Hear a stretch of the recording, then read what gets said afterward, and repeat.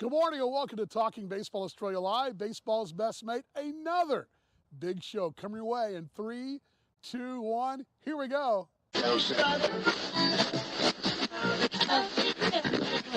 It's Talking Baseball Australia. It's baseball updates you'll really love. The MLB and ABL news you want with Paul Morgan and Dan Vaughn. It's baseball's best mate all year round. From the batter's box to the mound. Good morning and welcome to Talking Baseball Australia Live, baseball's best mate. My name is Dan Vaughn. Happy Thursday morning. We're a day early. Wednesday night in North America. It's our North American Thanksgiving edition as well. So happy Thanksgiving to all of our fans in North America as well. Paul Morgan, he may or may not be joining us. We're going to keep our fingers crossed, but if not, we're going to fight on through this thing. Our lineup card looks like this today. CEO of Baseball Australia, Cam Vale, leads us off. Have an in-depth interview about the 2020-21 Australian Baseball League season. On the back end, a couple folks have been tweeting about who should I follow in the ABL? My Tuatara aren't playing. My Geelong Korea team, they're not playing. Who should I follow? Well, we got that for you right here. Wednesday's Wisdom, a special edition. We're going to crack open the case and figure out who you should follow in the Australian Baseball League. So without further ado, here we go. Cam Vale, CEO of Baseball Australia. Be strong.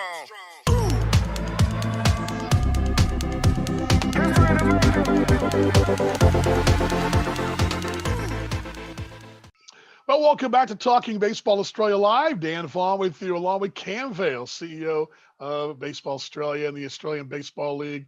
And Cam joining us. And good morning to you. First off, kind of tongue-in-cheek here, but you've got Plan A and you got Plan B. Are you exhausted of your letters already? Are you done with lettering now?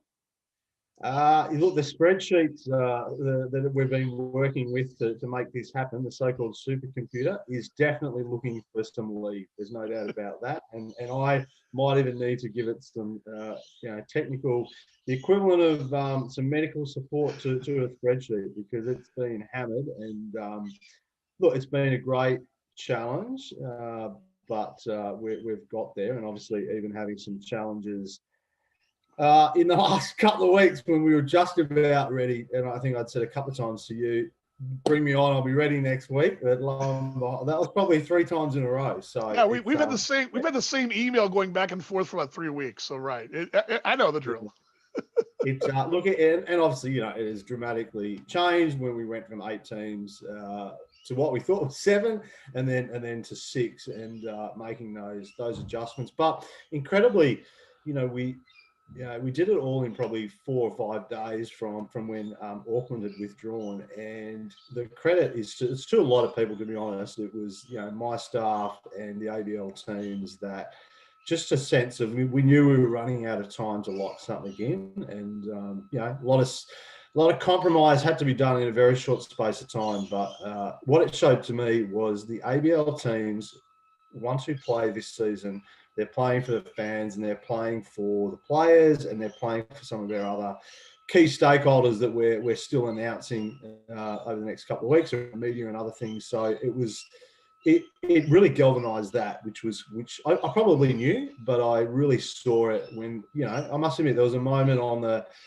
one night that I said to my president, I'm just about done with trying to come up with another model. I think I'm going to have to kick it to somebody else. And I know it's just a therapeutic. It's a couple of hours later, late at night, just the whiteboard just sort of was drawn back to me. And, I said, we work hard with the teams and we got there.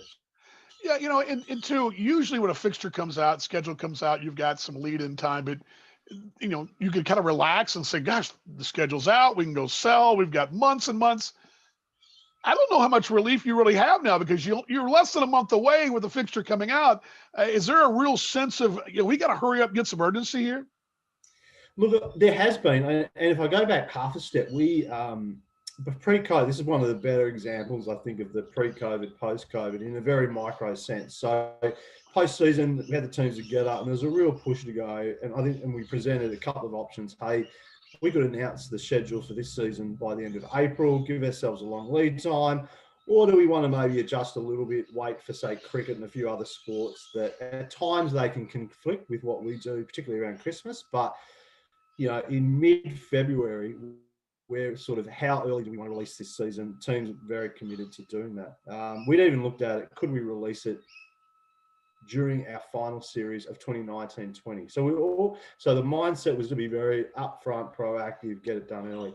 Obviously, as we know, the world has changed.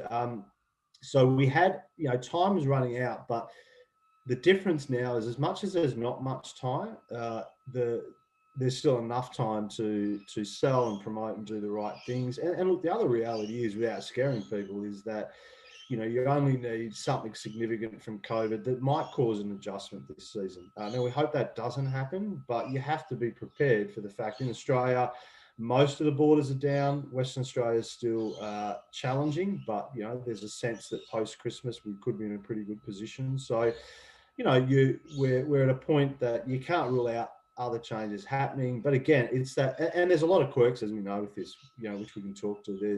It's an imbalance from who plays who. I mean, the only balance is there's 24 games for each team. So, you know, and trust me, we even looked at that at one point to go, you know, is there we're going to come up with some mathematical equation here that someone's going to play 22 and 26, and we're going to have to do something to make that work. So it was, you know, apart from that, the imbalance of who plays who, trying to manage Adelaide and Brisbane to have their hub model and idea integrated to the home and away. It's I think I saw one post, you know, it's confusing. I reckon if you read it for the first time, it's really confusing. For me, it's in my, I can almost, honestly, I don't have it in front of me, and I think I could almost reel off the dates, but it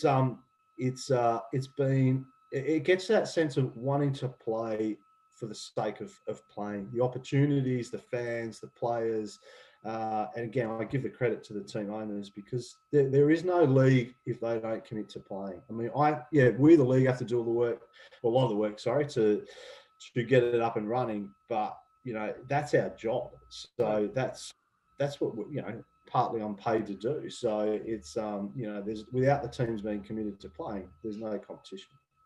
Cam Vale with us here, Dan Vaughn here on Talking Baseball Australia Live here on a day early for you. Okay, first off, before we get the hub thing, I do want to ask, are there any protocols that you set aside in general that, because I mean, I know I saw this the American Association last year. There were protocols. Are we going to see team protocols, or you have a whole list of those things? Is it, you know, how's that going to work? You know, I guess from a player standpoint first, and how are the fans going to be affected with the possible health protocols? Yeah, so each pretty much the best way to sum it up is, if it's an international aspect, and we largely drive it. So whether that's the process to have international players exempted into the country, or officials, through to any partnerships or any things that we might commit with, say, Major League Baseball or NPB around player safety and say travel. So travel would be another good one where we would drive the protocols around that. So there's a sense of, you know, what should we do as a sport that helps to mitigate risk and support our partners. After that point, in each state, territory, jurisdiction, it largely then falls back to the team to manage to that jurisdiction. So whether it's crowd capacity, protocols on venue, safety and cleaning and hygiene and the like, that is it's not consistent. It is getting similar, I must admit, you know, from what it was, you know, in October, when, you know, we couldn't travel or play in Melbourne, probably couldn't travel into Brisbane or Perth. So there's now starting to be a bit of symmetry about how this all operates. So for the players, you know, we're certainly playing in a sense of a new COVID norm. So we're not the AFL and cricket. We're not going to have these, you know, biosecurity conditions and things around what people can do.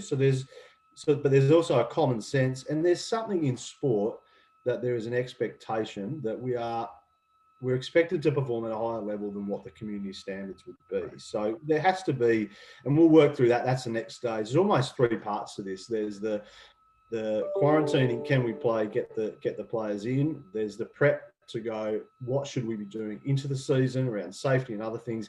And then obviously there's in season. You can have all the protocols in the world, but there could be a change in circumstance, as we've seen for, a couple of days in a lockdown city or state, that you just have to adjust based on those circumstances. But look, we'll be largely playing with a set of focus to do what we have to at a bar that is above the community standard, but not at a standard that goes, as I said, the big leagues. Effectively, we're throwing money at the problem is the solution. That's not us. Being practical and working as hard as we can inside a real solution, that's what we're looking to do. It's no different to other small business, whether it's a restaurant or a gym or whatever it might be.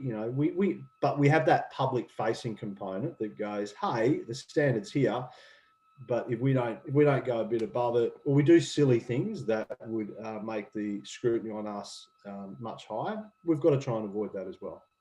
I take it too. You mentioned that you're 24 games, but you talked about maybe unbalanced games there. Should you lose a game to some kind of COVID situation, let's say one gets banged, or you only, a 4-game series turns into a 2 or whatever, I take it all the league partners are good with perhaps knowing you may be playing 22 games opposed to 24. Everybody okay with that? Yeah, well, I think there's obviously our plan will be, and we're going to talk about it with the teams late next week. But in essence, we're going to try to play wherever possible, without compromising. Very not dissimilar to when weather affects competition. Playing again for the fans, for the sponsors, for the partners is the key. So if that's a reduced game or a particular series now has to shift to a couple of double headers if they lost 2 days, whatever it might be, I think there'll be a real sense to be as flexible as possible to get to the 24. But obviously, there's a time there's a clock that will be ticking to go, but by the end of January, we can't go any further. So if there's games lost, then that will be that's a known risk. I mean, most of the teams, not most of the teams, all the teams have committed to playing on the basis of this competition. That, again, not trying to scare people, but if there was a major issue or a minor issue, that's a known risk. We accept that risk going in, and so does the league. I mean, there's impact for us as well, but I think we're in a point that. It's made sense to take all the time in the world to get to this point because there is an opportunity to play. Other sports have canned their competitions in Australia quite quickly. And I don't know if they'd be second guessing it, but, we don't have the reason at the moment to not play, and therefore we're playing. Opportunity. And I like that. Before I get to more of the opportunity, to hub or not to hub? We're talking to Cam Vale, by the way, with the Australian Baseball League, CEO of Baseball Australia, Dan Vaughn, with you here on your Thursday morning. To hub or not to hub? That's the question. First off, I'm guessing it's pretty simple that the hub situation is dictated perhaps for North American TV eyeballs.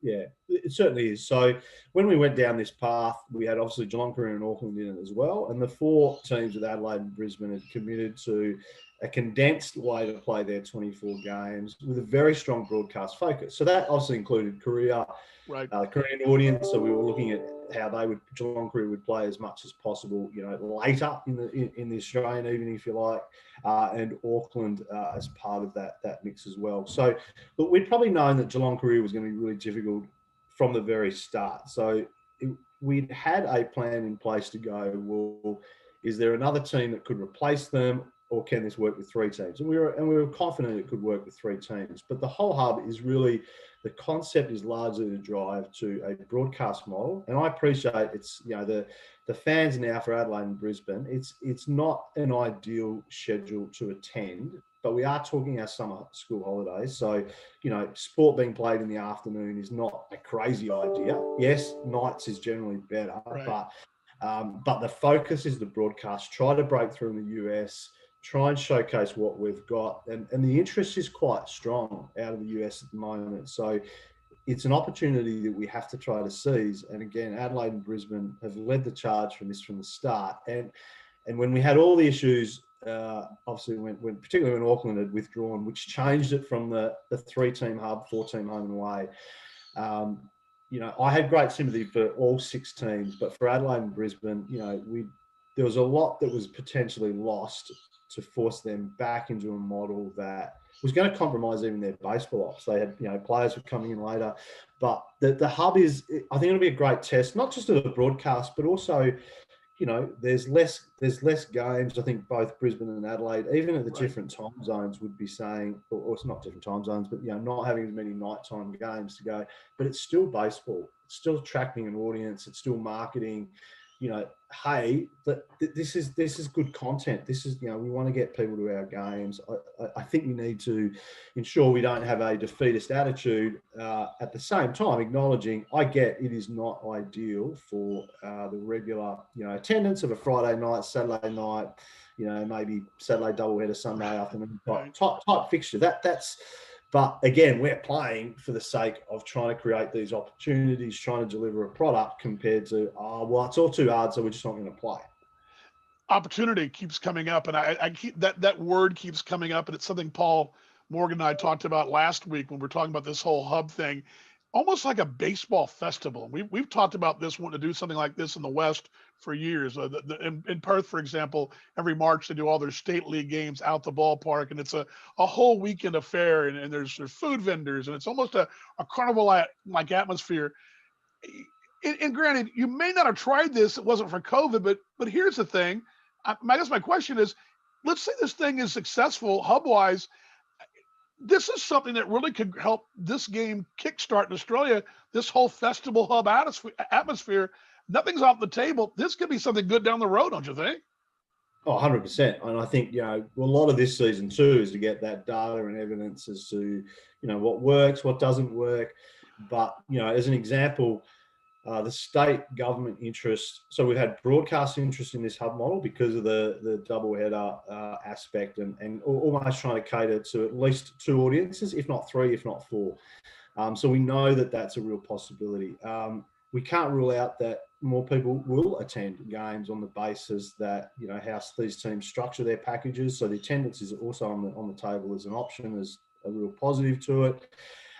From just even how we, again, can create a better spotlight for, as you said, for the sport to grow. And again, the state government interest in this has been incredibly high from every state, even the states, the teams that aren't playing to it, and we respect that.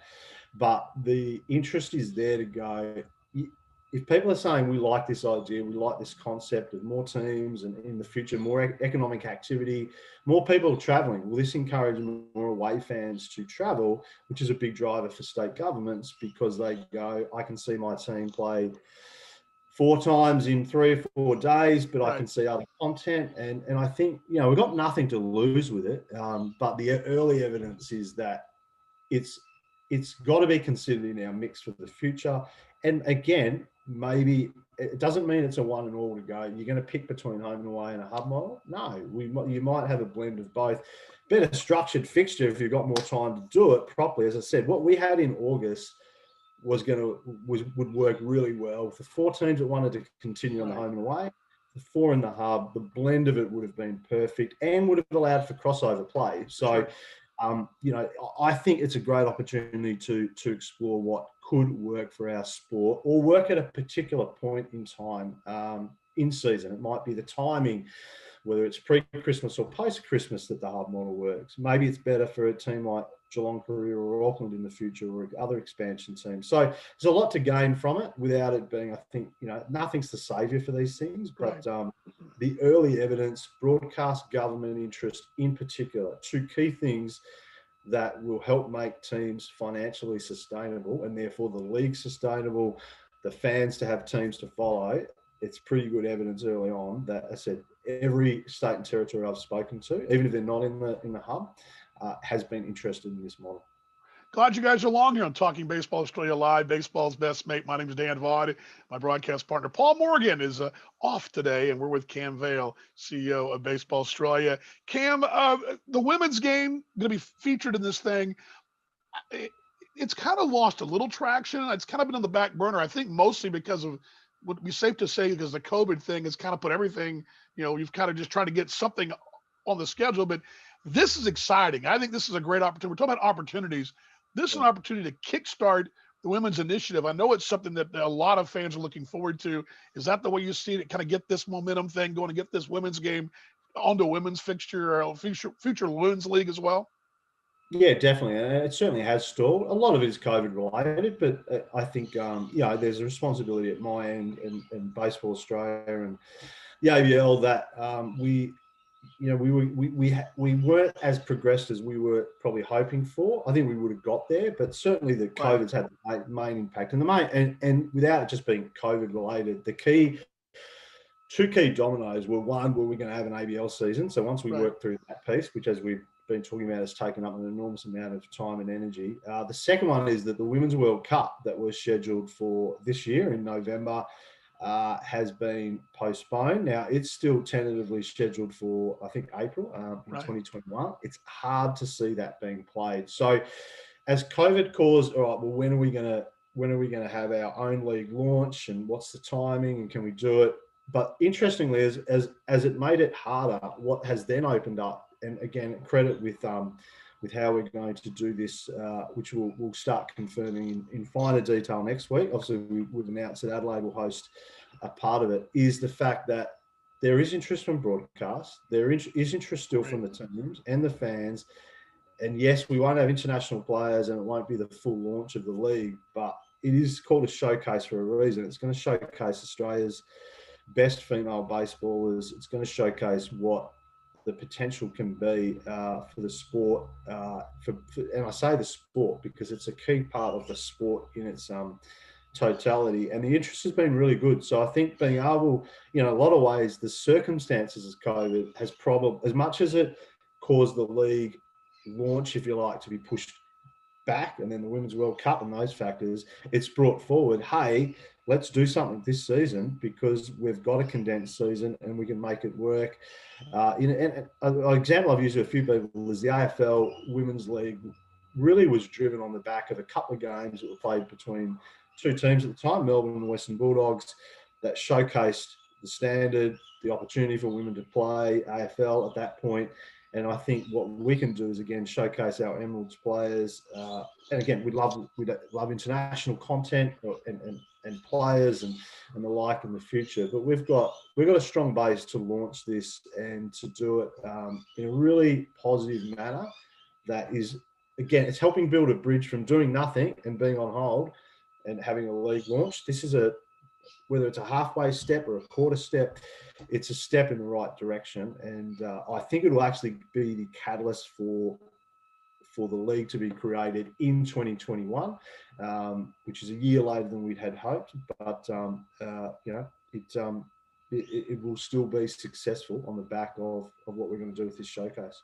Just a few more things here we got with Cam Vale. A shift in North America. It seems like the ABL, I'll go back 2 or 3 years ago, a real push for Asia, but North America seems to be where some momentum's going. Is there a reason for that? Is it just or am I just dreaming that?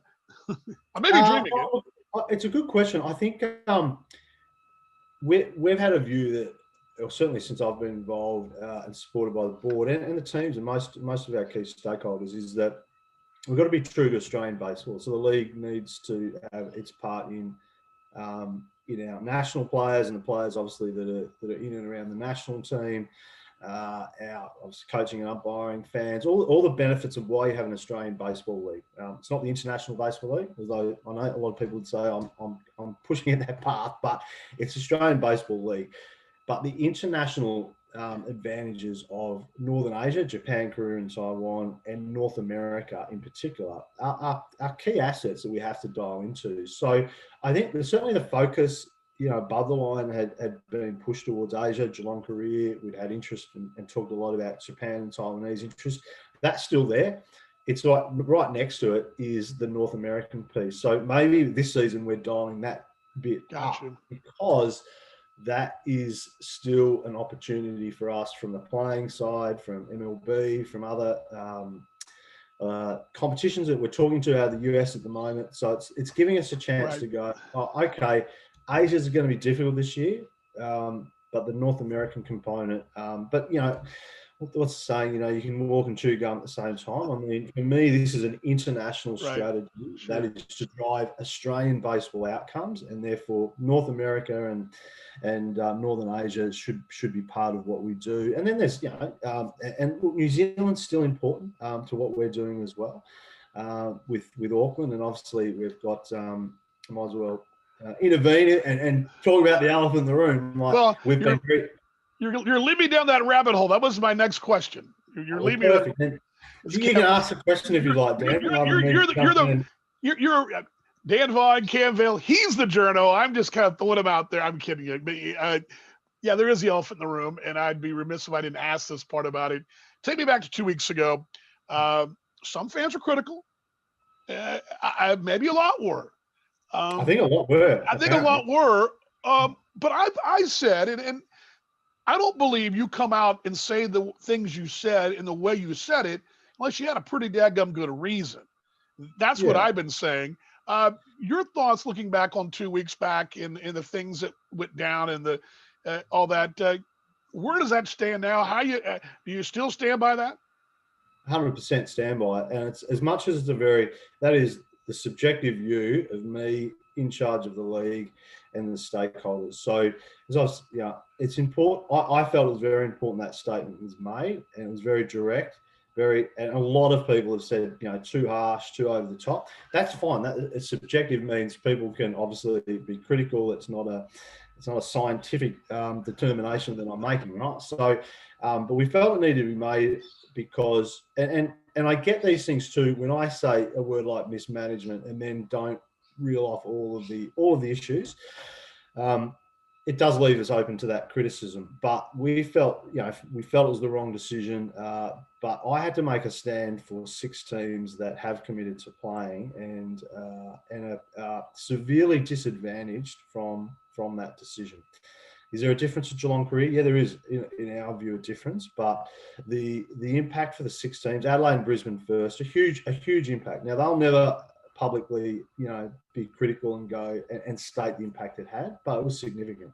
Then the flow on to the other 4 teams. So for me, as the league, when you're in these positions, governing bodies and BA or the ABL, you get criticised. I get that. That's part of, we're not the people to send Christmas cards to. So that's part of the job, right? You accept that. And I accept the criticism. Well, there's one that I'm going to touch on that my daughter's not very happy with. But the criticism is fine because of the subjective nature of the comment. But I stand 100% behind it. But this is the important part. We've made that stand. Now, behind the scenes, there is a process. And Auckland's management and licence holding is under pressure now to meet that standard of what we need to, which is all inside the license agreement and terms and conditions. But they can meet that. We want them to meet that, and we want to see them back in the competition. But there has obviously been an element of trust that has also been dislodged with this. And again, you have to part of my job is to represent those other license holders that need to be represented, sometimes in things that they can't say or shouldn't say. That's the other thing. It's not necessarily for other teams to be critical of Auckland's decision, but once you make that stand, you don't keep doubling down on it. That's when sport goes in the wrong direction. Right. What you've got to do, make the stand. It's hard. It's critical. I've been in touch, and Regan and I, their CEO, have spoken. I've got a really good relationship still with a number of their board members. But you've got to work through the process. Sure. There's an aspect of that is disciplinary, that is about the future, but it's a process that can work through. And importantly, back to your earlier question, the international profile, Asia, North America, and New Zealand. Auckland add a lot to our league. And again, I definitely don't want this to be about me, but I was a huge advocate to bring them in and drove it when others were, geez, you're going to help New Zealand sport. Is this really going to work? Right. There's not much baseball there. We've seen all the benefits. Last year was phenomenal. But like, a lot of things in life, sometimes you get to these difficult, subjective calls, but you've got to try. I think, you don't double down on the negative. Right. You then try to, can the negative be corrected? That's what we're going to try to do. I don't tend to read the criticism, but when it's funny, Regan alerted me that someone said I behave like a 14-year-old girl. Now, my daughter's 14, and she finds that offensive that my behaviour is even linked to her and her age and her gender. So, throw the rocks at the CEO who's made the bad call. And again, trust me, I get when people say it was too harsh. I do understand that. Right. But I 100% stand by what I said, and I'm very comfortable that it can be critiqued rightly or wrongly. But as I said, we're moving forward. Sure. Yeah, my 20-year-old would probably say the very same thing if it was directed toward me. On this whole New Zealand thing, I'll make it easy for you. I'm just going to ask you a point blank yes or no, because I think I know the answer, because I said it 1,000 times last week. I said it in our show over and over again. The ABL will play baseball in New Zealand eventually. 100%. I mean, and the whole the thing is, the whole notion that was not going to happen in the future seemed ludicrous to me. That was never said or conveyed, but baseball be played in New Zealand in the ABL. They want to play there. I mean, that's a yes, right? Yes. Critical decision when they pulled out. Very harsh, as we just said. Auckland Tuatara, baseball in New Zealand, the ABL in New Zealand, that is 100% the goal, the aim, and will be achieved. Like, honestly, I can sit here today and say it will be achieved. We don't want to go backwards with the competition, but you just got to work through the process now as to, I suppose if it was a flip example of 180 degrees the other way, that at some point the ownership of a team, like Auckland said, we've had a great run, we're now going to transfer to the license to another organisation. Fantastic, sale of the license, all that sort of stuff.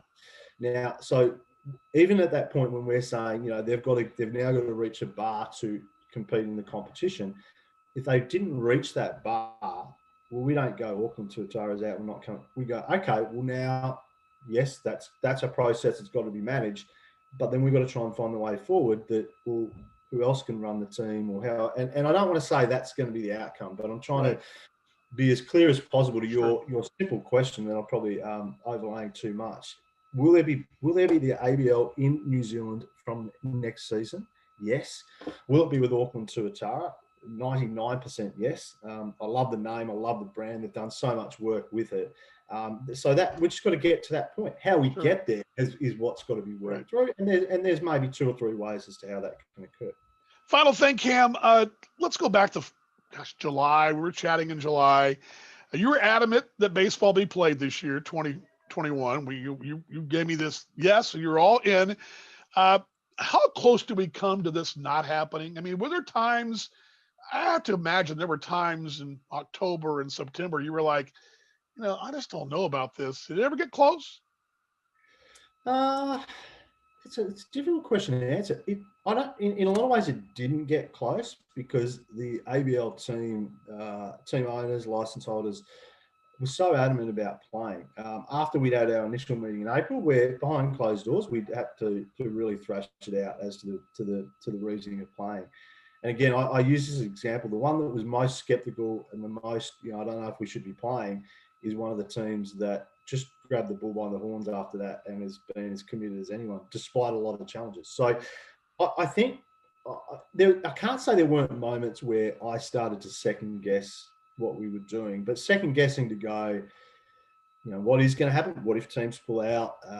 What if another COVID outbreak? Where's our tipping point that it gets too hard to play? So, we did a lot of work with the teams, sometimes directly, sometimes indirectly, sort of, and it was a lot of off-the-record conversations to go, are you sure? Do you want to play? And there was dialogue as to, well, we do want to play, but we're worried about this and we're worried about that. So sometimes the worries that people raise are so genuine. You go, wow, I think we need to not rethink, but just, it's almost like we took little pauses, a lot of sleepless nights in trying to get it together. But I must admit, I think the strength of the team's commitment to want to play, and again, Auckland and Geelong career. So as much as Geelong career, I made the decision that it was just impossible for them to play. The commitment of everyone wanting to play has been there. So I think it was really a mathematical equation to go, well, if for some reason we get to 3 teams, it's probably going to be hard to have a season. Right. That would be one. COVID, obviously, if the Victorian situation had relapsed and then it hit New South Wales, but I don't. There wasn't a point where I genuinely didn't think we were going to play. But you have your moments where you're reflecting and you're thinking and you're stressing and you're going, I know we should be playing, but we do need to have a couple of backup plans. But yeah, it's the journey, and I think we'll be proven correct. The correct decision has been made to play, and no matter what happens, we've proven we can adjust, and it's the times that we live in, right? There's no certainty in an uncertain world, so. We've been pretty resolute on this path, and as much as it's definitely taken some detours, we're committed to playing, and that's been the sense all along. Real quick, when are we going to know more about this TV situation or this hub situation? When are we going to know more? Broadcast, I guess. I guess the broadcast question.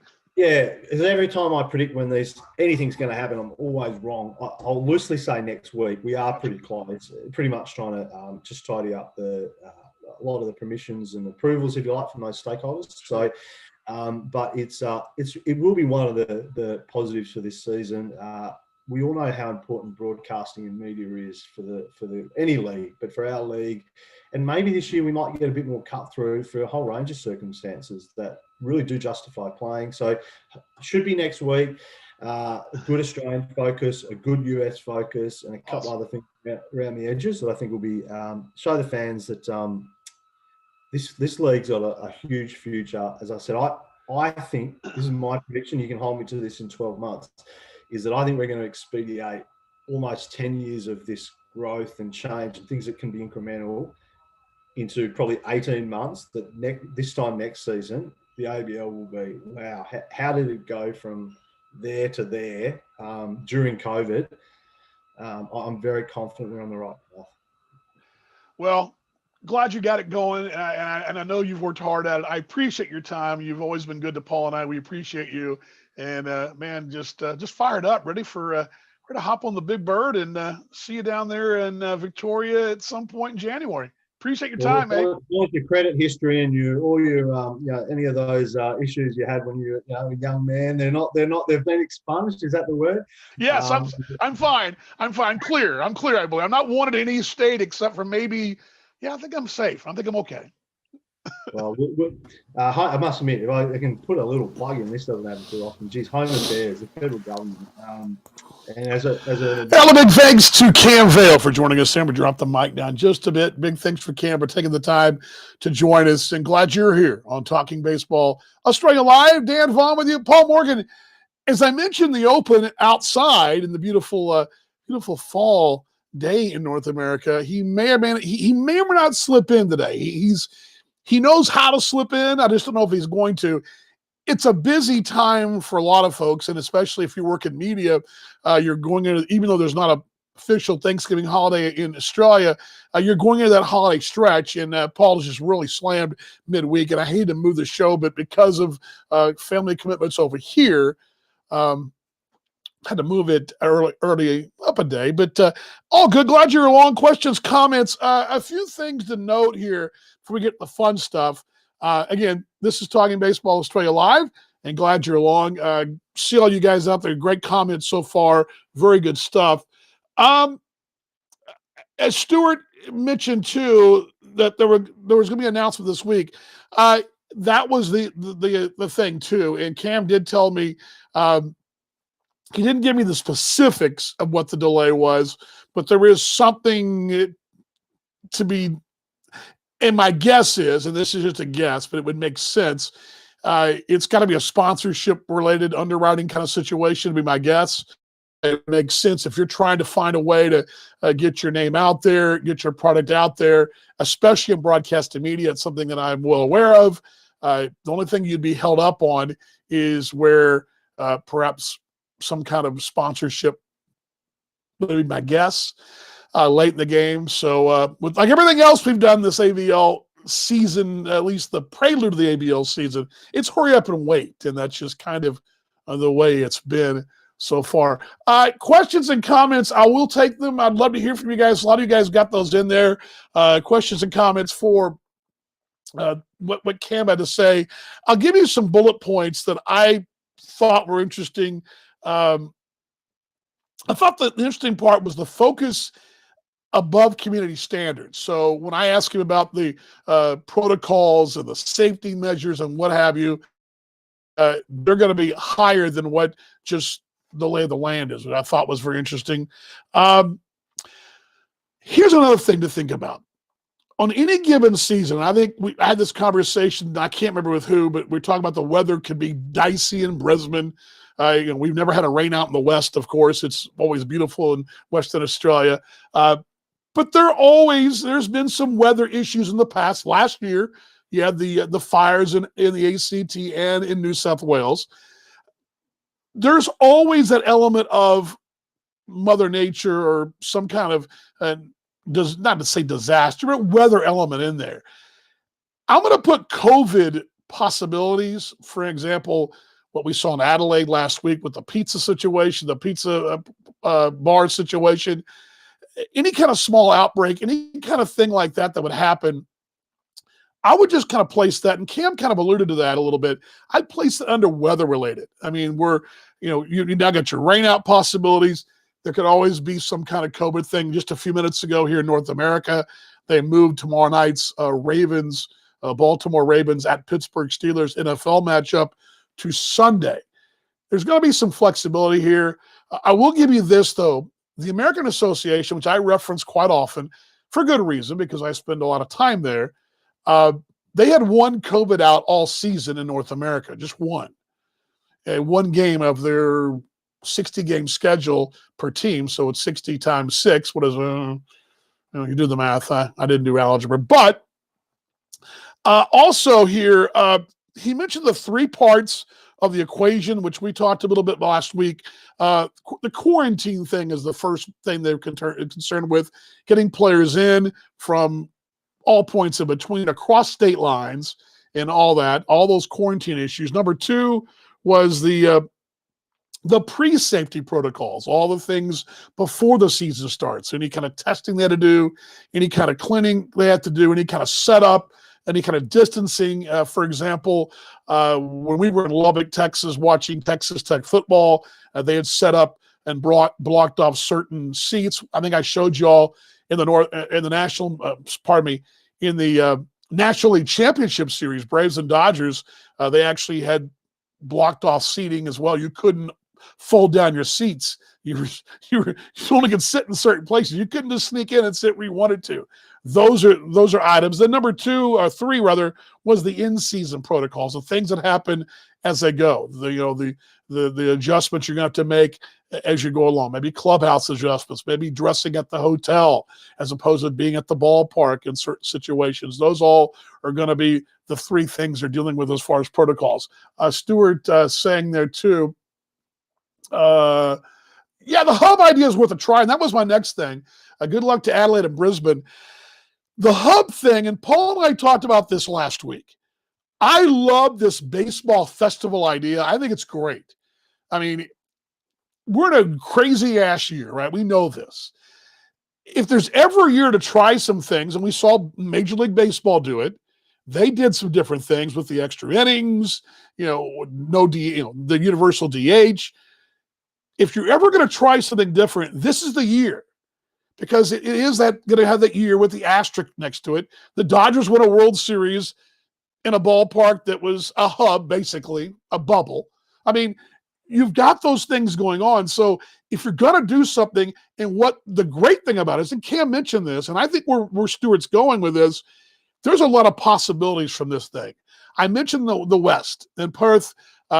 Every March, they have the State League Finals. They do the T-ballers all the way up, all the grades up to the include the Masters even.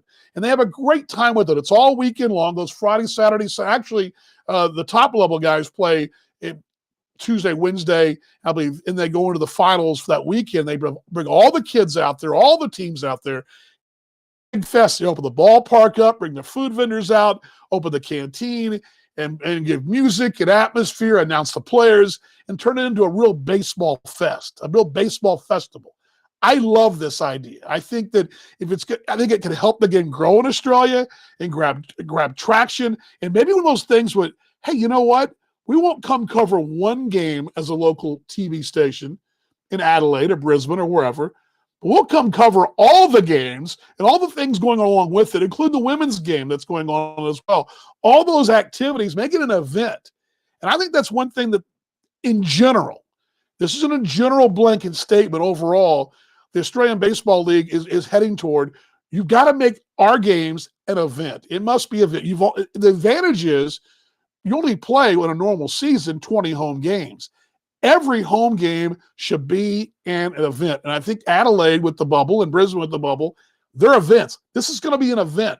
If you're a baseball or a sports person, you're going to want to be there. It's a big deal, especially in a year when not a lot of stuff's going on. So anyway, I like that idea. Let's see here. The women's competition, remember, was a slant to reality, poorly answered. Yeah, I think you're going to see a lot of things like that, COVID related.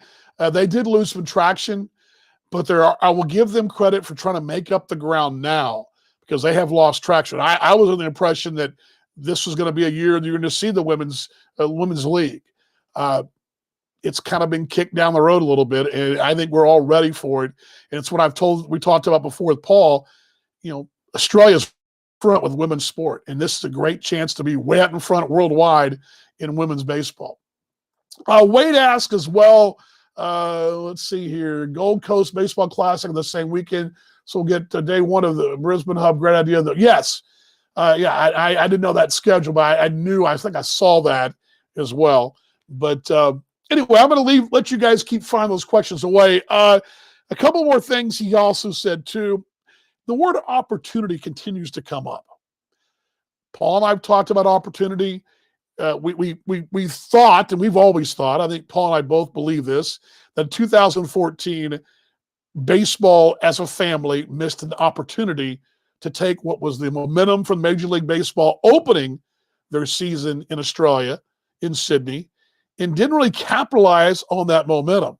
I think there were some lessons learned there. I think going forward, opportunity knocking and taking the chance, not just when it knocks, but also when opportunity is there. And I think the hub thing with the North American TBIs, the women's fixture as well, or let's say fixture, the women's exhibitions as well, these are all striking while the iron's hot, making the most of those opportunities because, quite frankly, we've talked about this over the years. There were years when baseball didn't take the opportunity. Now, part of the problem was at the time in 2014, Major League Baseball was still basically running the Australian Baseball League. Now, they're individual license holders. Baseball Australia is also involved in pushing the sport.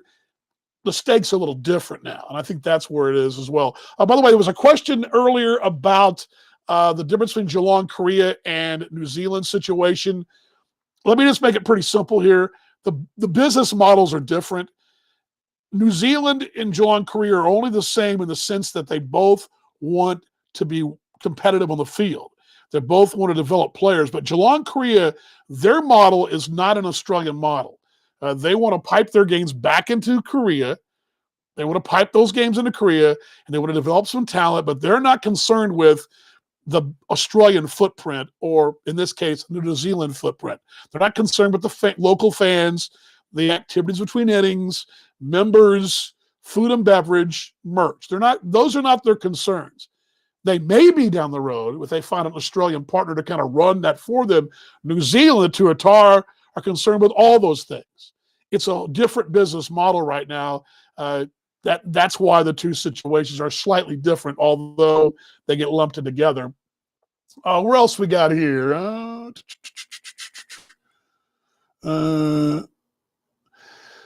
Yeah, there you go. I like your thinking there, Wade. 2032 Olympics, big ballpark built. Heck yeah, why not? Let me see here, Adam. I'm going to go ahead and read what you got here. Let me see if I can read it here a little easier over here. There's no women's version of traditionally men's sports anywhere that's made a problem in the last couple of years. They've been subsidized by men's competition. Given the additional given the additional money hit COVID will put on ABL this season, women's league really should be delayed at least a year or two. And I think that's a good argument. I think as a North American grown person and raised person, I think the U.S. has done a terrible job in general. I can't speak for Canada, but U.S. sport has been brutal how they've handled professional women's sport. Now, collegiate, the NCAA does a great job with the women's basketball, but in general, women's sport, the WNBA, pardon me, it's kind of been the piggyback of the NBA.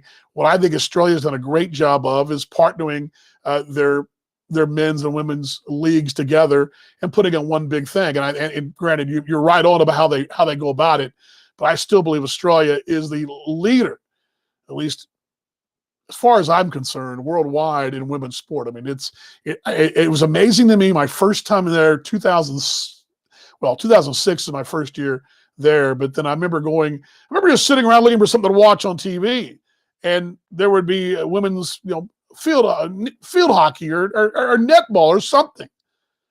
And that's amazing, and that's great for the country and for where we're heading. Wendy says, pardon me, Wendy. Happy Thanksgiving. Yes, happy Thanksgiving to you too. I want to get to the fun stuff. And again, I will take your comments and questions.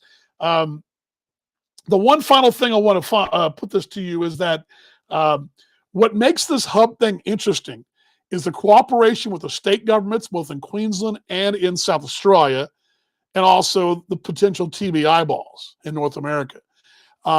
Cam also mentioned that the Asia thing is still up. They still want to get those Asia TBIs. They want to still work their way with Korea, and I think Taiwan eventually that's going to be a very big player in the Australian Baseball League, and I think you'll see an increased Japanese influence as well. But for what we're going through right now, the opportunity was there for North America. That's where the hub is, but also state governments being involved as well. And he also mentioned New Zealand will have baseball. I mean, that was sort of, I don't know why that was implied. They wouldn't have baseball in the future, but they will have baseball in ABL form going down the road. And as I mentioned somewhat to Chris a few minutes ago, you've got a ready-made model of success right there. It's there. A non-COVID world, it's there. Fan support, TV eyeballs, great logo, good colors. You're getting the Rangers organization, for crying out loud. You can't beat that, right? I mean, you're getting a great already set up thing there. Let's see what's going to happen. Sydney needs stadium. Current stadium is very tired. New South Wales Baseball has done very little investment in the facility. I will tell you what my personal feeling on that. Paul and I toured all across New South Wales last spring, and we looked at the different ballpark venues just out of curiosity, mostly out of curiosity. And one of the things we talked about is I don't know why there's not a facility closer in, why they didn't take some of the Olympic Park, and they've got Olympic Park's got plenty of little venues. Why not find a way to put something there? I think that it would be helpful for Sydney to be closer in. I mean, but again, that's a problem all the teams in Australia have. If you've been to Perth, the ballpark is about 8 or 9 miles south of the CBD. I mean, it's not close into really anything. I mean, it's close, but the folks that live around the ballpark. But if you live in the northern suburbs where a lot of folks are, a lot of the youth teams are, it's a long drive down there. And that's a lot to ask for 2 or 3 nights, or it's tough. Adelaide played in their CBD at one time. Now, I love their ballpark now, but they were playing in. And Melbourne, back in the day, of when I understand, the parks were back in the city. Now, of course, if you go out that way to Laverton now, it's a bit of a trek out that way. It's not a long journey, but it's not close. And I think that's one problem all the teams in Australia have, SG, is that they all are in the same boat, getting those ballparks in town. It does develop some atmosphere. I can tell you, I'll use St. Paul as an example. In the States, the ballpark's located on 4 city blocks. If you've ever been to Wrigley Field or seen pictures, same thing. You want things around there. You want easy access. You want people around it, and you want to kind of create some energy. The Rangers ballpark in Dallas-Fort Worth is located out in the suburbs, but there's everything located around it. It's also got easy freeway access. So when you go out there, it's a destination. So I just throw that out there. Okay, let's move on. The issue to be, yes, and that's another thing, Adam. You're right. I can tell you right now, that's a huge problem for a lot of places. I know in Perth, that's something that they're working toward down the line. They've already done some rail work behind the park to make that happen. But yes, mass transit's huge in Australia, and it's huge in a lot of places. And I know that's a big deal. Yes, they did play home. They did play in Homebush. I know they did. Yes, Chris, you're right. They did play in Homebush. My point was, why don't they still play in Homebush? That's what my point was. But yes, Chris. Yeah, it's 5 minutes from your house. Well, you know what, Chris? I lived in now when I'm in Leaderville, which is what basically East Perth. So it's just we're right down basically CBD, right? You're where I'm at in Leaderville. Paul is just not very far from there. He's around the corner. It's about a 15-20 minute trek out that way. Now I did live down there in Ferndale. Back in the day, in my first couple of years there, and it was easy for me. I had no problem going out there, Chris. So yeah, I'm right there with you. I think for Perth, especially, Chris, it's more the transportation. Okay, let's get to the fun stuff. I mentioned we had back and forth on Twitter. I guess it had been early last week or late. I've been Midwest last week. I'm sure with the holiday, I'm not even sure what day it is, but and I'm going a little long here, but I'm going to get this for you guys too. I think this is very important. But by the way, I'll take your questions, comments as we go along. Let's see here. Where was I? Young lady on Twitter, Fly Girl, was talking, and you guys may have seen this. This is kind of part of our Twitter back and forth. We were talking about, I was posting some Call the Pin things, our little snippets from the previous show. And she said, I need something. My existing rooting interests were Tuatara and Geelong Korea. I don't know who to root for now. And I said, yeah, it's a double whammy. I could give you good reasons to support any of the other six. And she and I went back and forth, Infield Fly Girl, and I went back and forth. And I told her, what's a great show idea? A great idea to kind of, give you guys that are not, that don't have a team, maybe the Tuatara or Geelong Korea folks, who would you support? Who to support? I mean, you don't really have a team to support, and you're thinking, well, gosh, what am I going to do? And what can I do? So I will give you, and Paul was going to join me for this, but all good. I'll give you a little what I call Wednesday's wisdom on my Kansas City show. We'll just call it Talking Baseball Australia Wisdom right here, as we'll play it for you right here.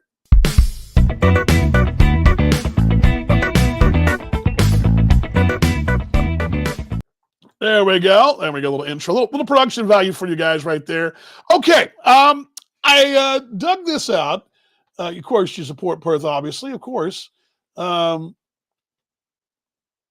Yes. And that's funny you should mention that, Elliot Johnson there, as I'm going to get to you guys. Okay. I'm going to alphabetical order here. Okay. I believe I may be the only broadcaster. Paul has been to all the parks but one, I believe. Although he's also been to the old Adelaide Park and I haven't. But I've been to all the current parks except for Geelong, the Geelong Park, and except for Auckland. But I've been to the other six, and I've called games on all six. Paul's joined me in Sydney, Adelaide, obviously in Perth. But I don't believe he's been to Brisbane. I'm 100% sure. But alphabetically is what I came up with, this little who to support. Who do you want to support? You need a team to support, and I'm going to give you reasons for each team, and you can kind of have some fun with it if you want to. And basically what I'm doing here is I'm going with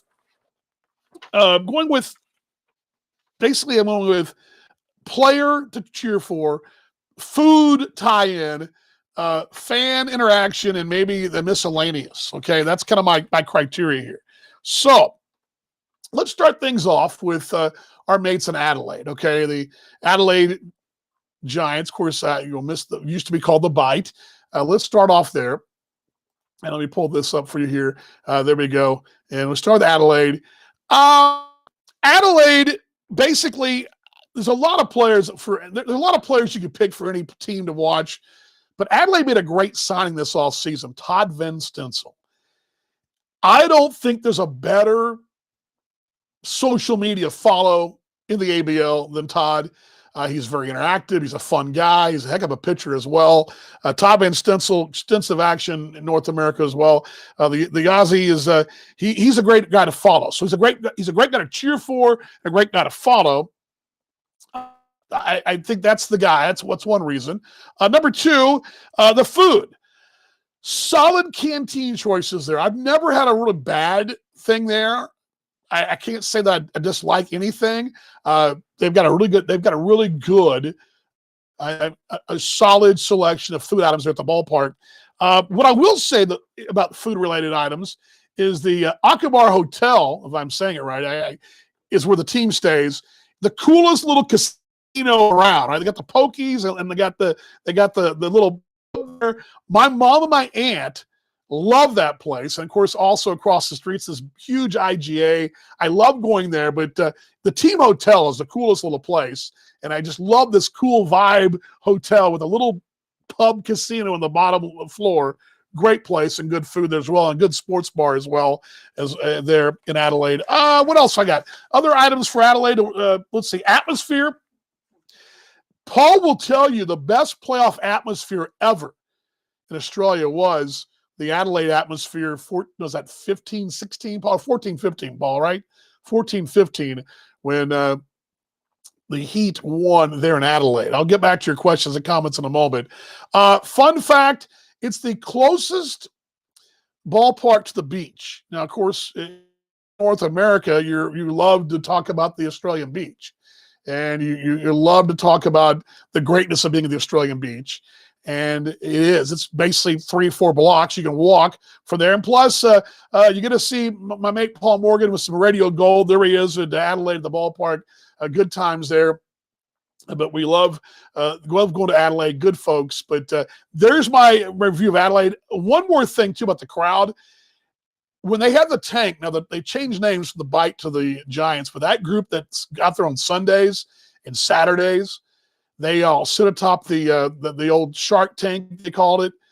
Those are some hardy fans, and their one-liners and their jabs of the visiting team are priceless. They're priceless. I can also tell you about a time where Paul and I were calling a game there, and Matt Kennelly at the time was the skipper who got ejected. He was listening to the game inside the clubhouse and messaging us back and forth, trying to get messages to the dugout as well. So anyway, there you go. Adelaide Giants, there's your reasons and your overview to follow them. Little fun here. Let's play catch up here. Let's see here. Will you give a points rating for each criteria? I guess I could, brother. I guess I could. Who's the best thing PA announcer in Adelaide that you ever met? Well, it's a very good question. These are all good questions. Let's see here. For the blog post back into the third reason to follow Perth Heat. If you like living in a hot place, I'll get to that in a second. Adam, I'm going to save that till we get to the Heat part. All right, let's go to Brisbane. Yeah, you know what? One of the things I love about Adelaide. I'll close with this: is that my mom and my aunt went and they loved it, and they've still made some lifelong friends there. And there'll be PA voices, radio voices, just fans in general, good folks, and they were always kind and generous to us. We appreciate that. All right, Brisbane. It's got to tell you, the Bandits. It was an experience, my first game there, because I broadcast there in the stands. And it was also very humid. I think I told the story how my wallet was soaked through and through. But Brisbane, Donald Lutz, he has got to be in the top 10 nicest players I've ever met in the world. I mean, Donald Lutz, and who couldn't cheer for that guy? He's a former big leaguer. He had a tough card when he got hurt in the big leagues. a lot of times you meet some former big leaguers and you kind of like, gosh, they're kind of bitter. He's not. He was so thankful. He's such a fine fella. He always stops by and says hi. He'll be in the on deck circle and come over and talk to me on the air. We actually moved our broadcast position in year 2 down there by their own deck circle. Donald Lutz, just a great fellow, just a great guy. I mean, phenomenal guy. And if you are not pulling for Donald Lutz, you should be, okay? And there's a lot of good guys there, but Donald Lutz, this is what I love too. Food-wise, you can't beat this, folks. You can't beat this. Look at that. Ice cream sundae in the Helmet Bowl. Yes, in the Helmet Bowl. And look behind you. See the Taiwanese flag right there? I'm going to get to that in a moment. I love the fans there. They're very engaged. We had when they had a Taiwanese player, they had a group behind it. They were sitting right behind me. You can see that flag, and they were crazy. They were chanting, having a good old time. It's like the Wrigley Field of the ABL. It's in a neighborhood. There's like streets around it, and folks living behind it. If you like home runs, it's also a great place. You cheer for the Bandits, you're going to get a lot of offense there. Of course, if you're who could not cheer for Dave Nielsen? I mean, former big leaguer, the manager of Team Australia. I mean, what's not to love? And of course, they've been successful in the field. All those Claxton Shields in recent memory. There's your overview of Brisbane. There's your reasons to cheer for them. Let's see here. What else we got here? Adam posted that twice. I see it, Adam. I see it. Yes, the Outlaws, Brisbane Bandits supporters make an awesome atmosphere. They do. They really do. And they really do. And again, what I meant to say this to Cam earlier. There's some real passionate owners. We've had one, Mark Reedy, on before. He's passionate in Brisbane. And what Brisbane's done marketing-wise over the years, they are the establishment. That's what they are. They're a good establishment. They do a great job top to bottom. And I love the fact they get the city involved as well. Sorry about this, guys. I'm going to bring this down. Oh, you got your Canberra Cavalry reasons as well. I'm going to get to them because they are next. A player to follow, Steve Kent. It's his final season. I mean, this is a guy that's, hopefully a chance to make the Olympic team, or they make the Olympics in the spring. One of the nicest fellas, one of the most dominant pitchers in the league, a mainstay for years. He's also a former Braves farmhand. He's just a good guy. And you want to pull for a guy in his final season. He's a great guy to watch. I'll bring this down. Why am I still got that on there? Also, what you get in Canberra, and I love their atmosphere. I love their atmosphere. Oh, by the way, Sarge Suds. Sorry, food, Sarge Suds. They got their own beer. And you can't be, if you got your own beer, aren't you pretty much set? Right? I mean, you don't need anything else, you got your own beer. They've also put some money in that ballpark, and it's a fun atmosphere. You're going to see things like this when you go there. Let me bring this down so you guys can see this a little better. You're going to see things like this.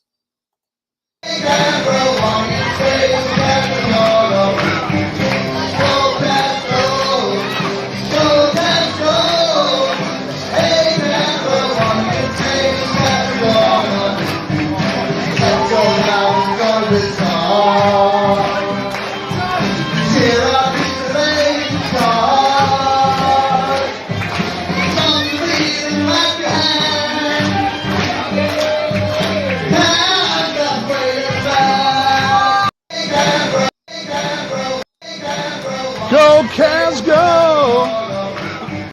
All right. And the reason they have that song is because Go Cavs, that's a take on the Cubs song. There's a Cubs song just like Go, Cubs, go. And their atmosphere is great. They do a phenomenal job in getting the fans involved in Canberra. And, of course, it's a little bit off the beaten path to get there. But when you do, you feel like you're in a Class A ballpark in middle America somewhere. It's and it has its own charm to it. I love the charm there, their atmosphere. It's a sports, also, one more thing. Chris Coleman, the voice of the Cavs. Need I say more than that? But there you go. That's my look at Canberra. Okay, let's go to the sports capital of the Southern Hemisphere. Now, I mentioned earlier that Brisbane's kind of the they're doing it. They're the standard, or let's use the word standard. How about that? But these folks are now the new kid in the block, and they're doing everything right. I mean, Brisbane has been doing things right. And joining them now is Melbourne. I mean, it's like they're going to the car showroom. Got the classic. Brisbane's the classic over here. Here's the new hot rod. It's Melbourne. They've done a lot of really great things. Of course, reigning Claxton Shield champs. You can't beat that, right? I mean, you can't beat that. Too many names to count, but I will say Peter Molan. I mean, the former big leaguer. He's retired. He's not playing anymore, but he's a coach. Who couldn't root for a team with that guy? I mean, here's a guy that took the Australian coffee culture to the clubhouses of North America and the big leagues. You got to love that. He's the quintessential Australian baseball player, and love him. And I just think he's a phenomenal guy. He's kind of the guy. Plenty of other guys too, but Solid Ballpark Food. I had a picture of that, but I didn't get it. But great hot dogs. I think the best hot dog in the league is in Melbourne. It's at the ballpark there. What else? Oh, yeah. This one I'm going to mute for you because I don't want to get put in Facebook jail here. But the overall operation, they do it all right. They're taking the lead just about every way, including the Claxton Shield winner last year. And their postseason crowd. Now, I was not at the Adelaide crowd that Paul mentioned a while. What was that, 14, 15? But was there last year, and this is just a shot, a little video of their crowd here right here last year. Just phenomenal stuff. They're all singing out there, but I love the view of the field boxes there. The crowd was into it, rocking and rolling, having a good time. I mean, this is game one of the League Championship Series last year. They're just rocking. Look at packed in there. Jam-packed in there. Did you see Jeff Hooker in there as well, our mate. So there you go. That is my shot of the Melbourne ballpark right there. But the sports capital of the Southern Hemisphere, but heck, just like Sydney, they're also a food capital. I think those two cities are rivals in a lot of ways, but I got to tell you, one of the benefits of being in Melbourne at the hotel there is that you're within a walk, maybe even an Uber drive of every cuisine in the world.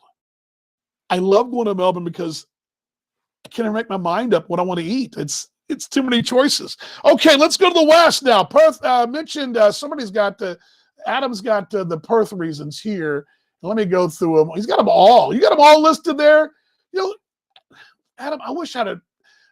You know what? You've got them all listed. You guys are seeing those, right? So check those out. Adam, appreciate that. I was going to read them all to you, but going out west. Tim Kennelly, I don't know how many more years he's going to play. Of course, the Kennelly family, I've always called them the first family of baseball in Australia. What not to like about them? I mean, what not to like about them?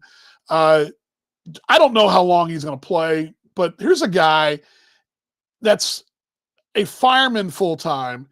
And oh, by the way, you're going to lead the team in home runs, be a top MVP candidate every year in the Australian Baseball League. This guy's steady, every category. And he will, and as Paul said before, in this current ABL structure, he may be the best player to put on a uniform in the ABL.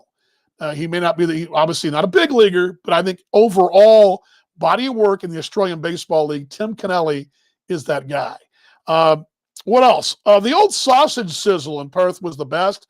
They used to have the youngsters out there, the youth team, the under 16s or under 14s, I guess, would raise money for their travels by selling sausage sizzle. They'd bring this Paul and I sausage sizzles to the booth. That was the best sausage I've ever had. Now, they've also got the best chips and gravy.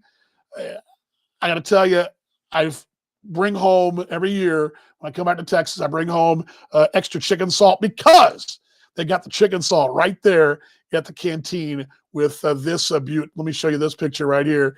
There we go. They're the donuts and the chips and gravy right there in our broadcast booth. That's what you get in the West right there. So for food items, but what else about Perth? Best park all around. It's the best ballpark all around, no doubt about it. Best facility. Let's see here. Here's a deal. We were talking about how the success of Melbourne and Brisbane, But how about Perth? In 10 years of the ABL, they missed the postseason once. So if you follow the Heat, you know you're going to get a playoff berth all but 1 out of 10 years, right? And you also get things like Sonic Dougie. This is YMCA. I can't play the audio, but I'm going to go ahead and play the video here in the background. Here's Sonic Dougie. There's ball right there. There's Sonic Dougie. He's part of a rocking crowd right there. But that's the ballpark. So you can shot right there. A beautiful park. But here we go. Also, sunsets in the west. Park is the best. Hard to beat the beauty of the rally turns as well. It's fun. Also, the folks in New Zealand, Rick Steven, of course, is Perth native. He has, of course, been coaching with the Tuatara with Steve Mintz the last few years. But Team Spencer is based in Perth. Rick is from Perth and was a former Perth coach as well, although he's been helping out with the Tuatara. So you've got that connection as well.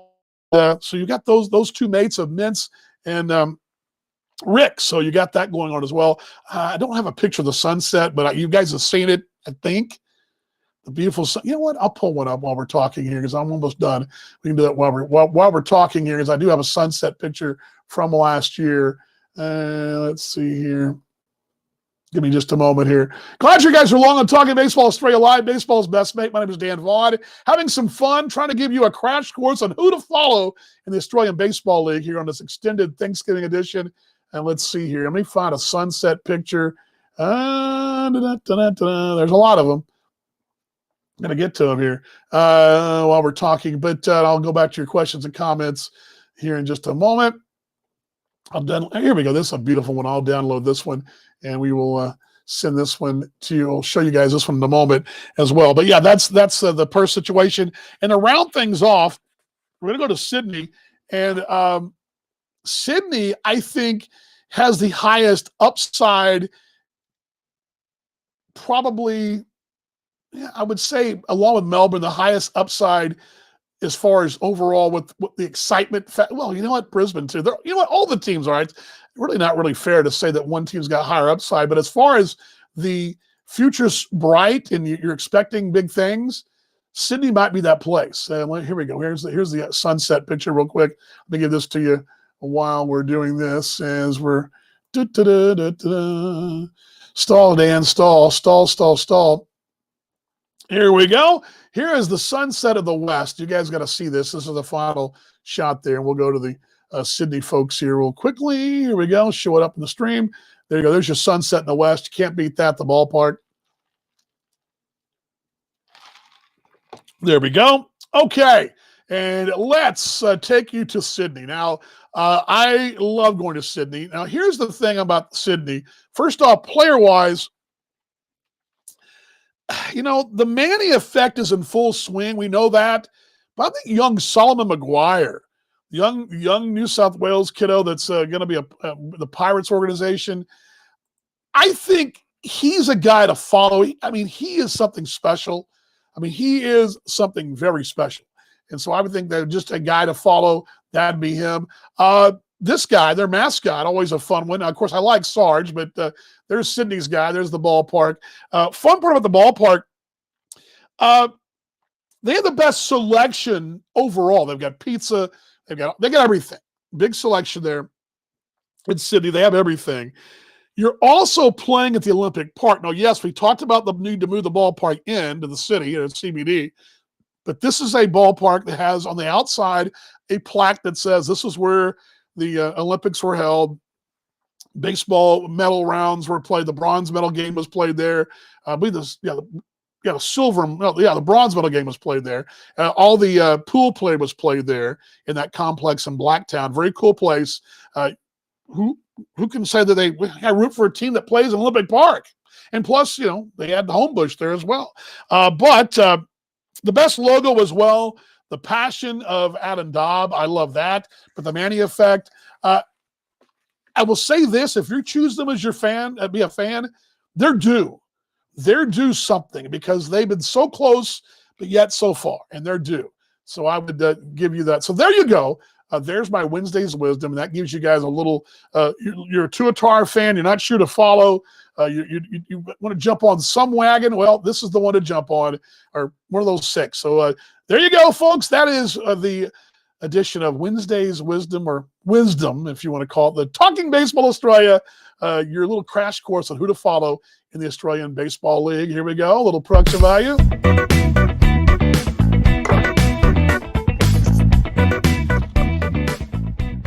All righty, let's go. Let's round third head from a couple things to close out with here. And by the way, that little deal, I hope you guys had some fun with that. Questions, comments, I do have them here.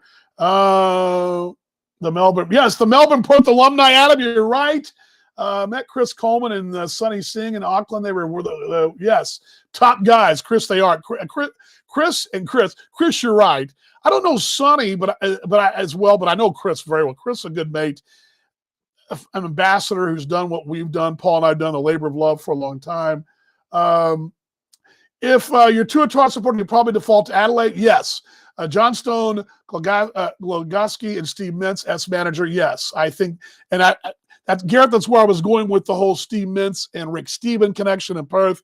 But yes, I think a lot of folks, Tuatara Nation will probably go with Adelaide. The dog jump in there. Yeah, he's around. He just jumps in the scene when he wants to. He does. A couple things. Let's do a little quick hot stove update. We wrap this thing up. I got a couple things to pass along to you. I think there's a couple news and notes. One I want to give you that I think is pretty big. I mean, anytime you guys know what the 40-man roster is, correct? Well, this is a pretty big deal. Alexander Wells hit the 40-man roster of the Orioles over the last week or so. Last week, really. Those rosters had to be in last week to the big leagues and avoid what is the Rule 5 draft. We could do a whole show on the Rule 5 draft probably. There's always some bargains to be found, but the Sydney recruit added to the 40-man roster, 23-year-old number 19 prospect in the Orioles system, according to several publications. Also seen him as high as 15, but he was placed in the 40-man. Lefty, some of the Orioles in the Orioles of 2015, and good to see. That's big news. You've got a member of the national team on a 40-man roster, which means he's got a chance. Spring training this year, chance to be the next guy up, the next Australian to make the big leagues. Alexander Wells, the young man from Sydney, and good to see that. And congratulations. By the way, there was some really cool, I don't know if you guys saw this, but some fun stuff with that on social media as well. Let's see, where is that? Here you go. Here's the part of the tweet that they had. The Orioles sent. The Orioles put up their guys that they put on the 40-man, the new guys. They put in the 40-man, and they put his photo up right there. But good to see him as well. Also, this is another interesting note as far as hot stove is Cornelius Randolph will be a part of the Adelaide Giants this year. Now, he's not Australian, but he's a reason I think it's duly noted. And first off, the Phillies, and we're going to get to them in a moment, are supplying players to the Giants. But this is a former top pick in the draft. What pick was he? I double check that. I have him down. Former first-round pick. Yes, former first-round pick. 2015 draft that year, number 28 rated prospect, depending on who you ask, in the Phillies farm system there. But Phillies bringing players there to Adelaide, to South Australia. So I thought I had a picture of him. I don't. But anyway, good news right there. Anytime you get a big leaguer, I say a big leaguer, anytime you get a number one draft pick, we had Garrett Whitley in Perth a couple of years ago. It's a pretty big deal, which leads me to this part, the final part of our show, because I got to give you something here. Let's give you this, a little bit of Did You Know? How about that?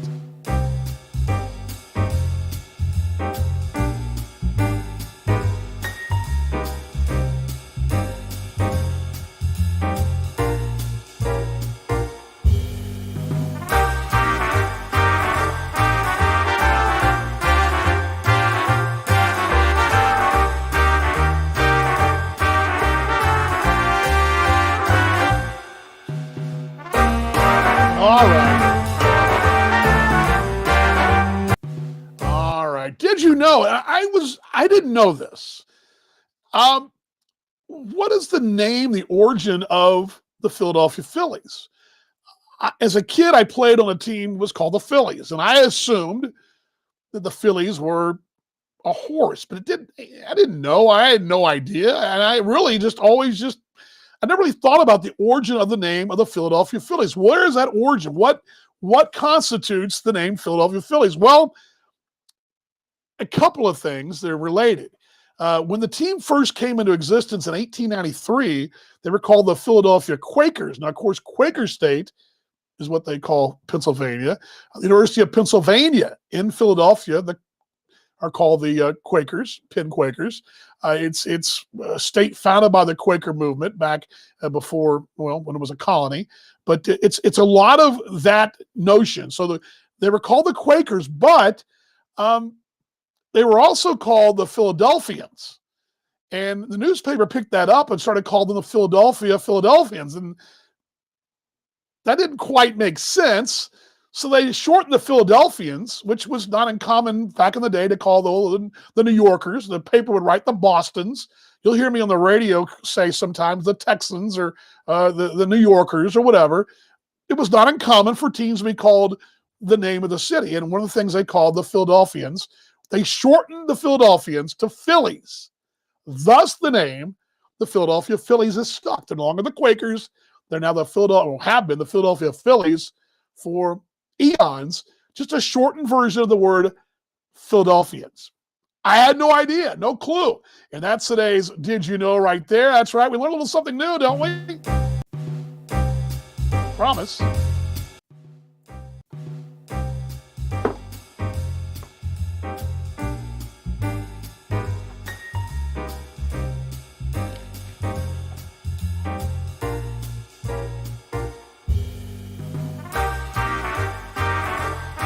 Ah, yeah. There we go. All right. Little did you know. Hey, you know what? There's a lot more we can get to. There's a lot of little odds and ends. A couple of little scatter shooting items to get to you. First off, Chris Pike is a freelance writer in Western Australia, and he did a really good piece. If you want to find out, again, the Heat have been slowly announcing in Perth the player signings here and there.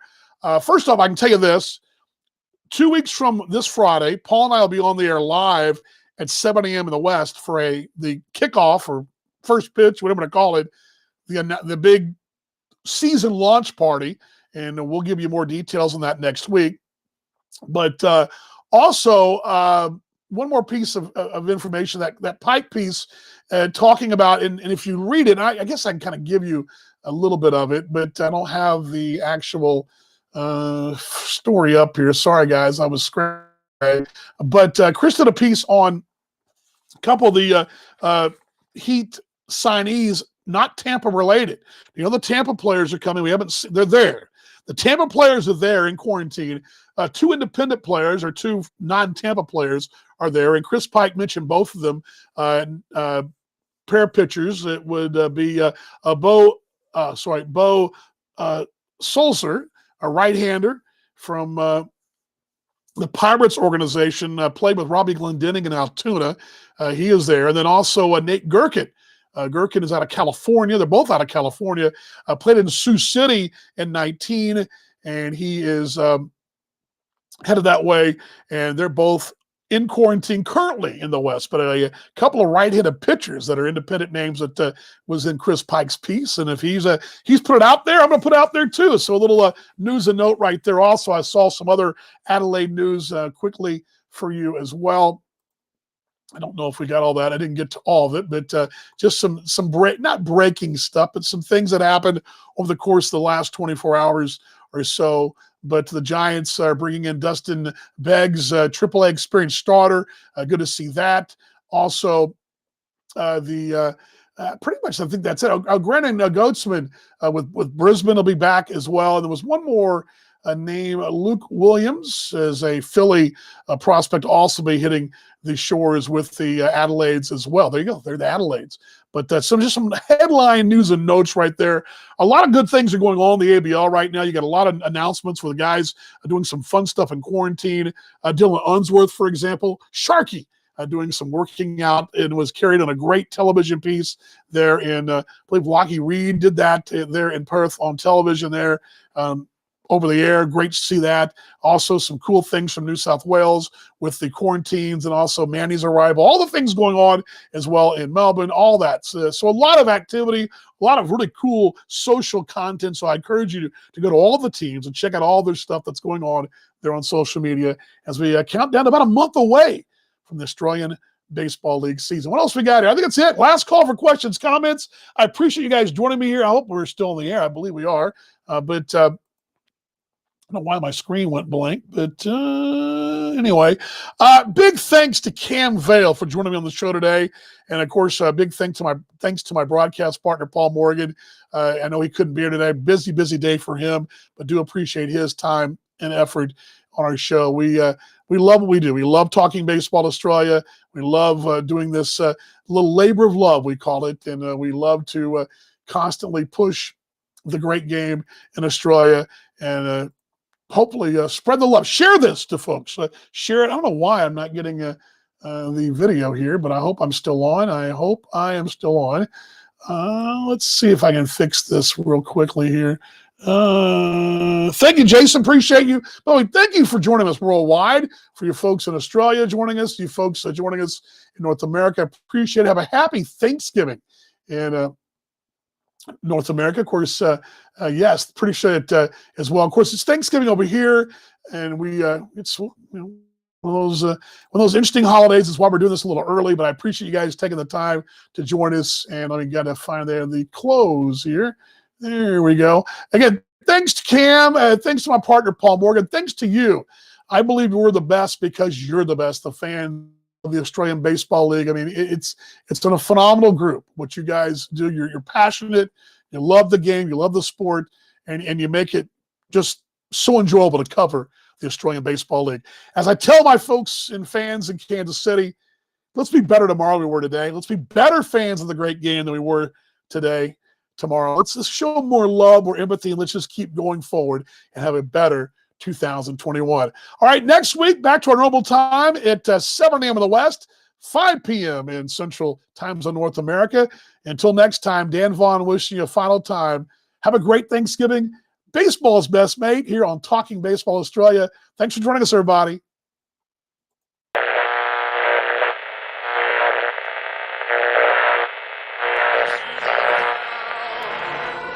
Buy me some peanuts and Cracker Jacks. I don't care if I ever get back for its root.